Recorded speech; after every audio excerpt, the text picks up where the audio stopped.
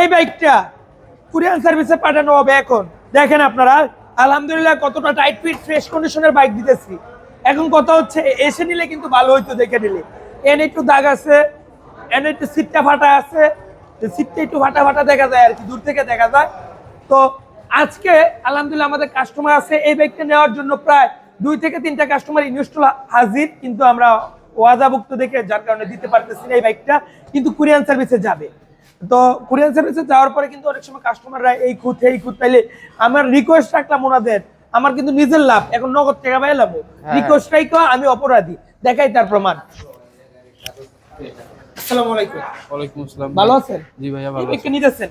জি আমি আসলে মানে ফাইনাল না এখনো? ফাইনাল হয় না এখনো আমার। ওই বাইকটা পছন্দ হইছে? জি আমার ওই বাইকটা পছন্দ হয়েছিল আমার। আর বাসা কোথায়? আমার বাসা হলো গাজীপুর। ওটা দিলে তোর চোখ বুঝে লয়ে যাবেন গা। অবশ্যই আপনি যদি এখন দেন আমি এখন নিব। এটা তো কুরিয়ারে বুকিং হইছে, বিষয়টা আর বুঝানোর দরকার নাই। আর লোক আছে 500-1000 বেশি লাগলো দিবে অবশ্যই, কিন্তু আমরা কথার দাম রাখার কারণে কুরিয়ার সার্ভিসে এমনি পাঠায় অনেক সময় কাস্টমারে, ভাই কি পাঠাইলেন, ভাই এটা পাঠাইলেন, আর ভাই পুরান গাড়ি পারলে আইসা নেন, আমাদের এমন ঝামেলায় ফেলায় না। অনেক এই পাবলিকরা তো ভাবতেছে আছে বাটপারি করতেছি না, আসলে কুরিয়ার সার্ভিস মানুষের যে মনে ধারণা, এটা আসলে এখানে আসলে সবকিছু সমাধান হয়ে যাবে।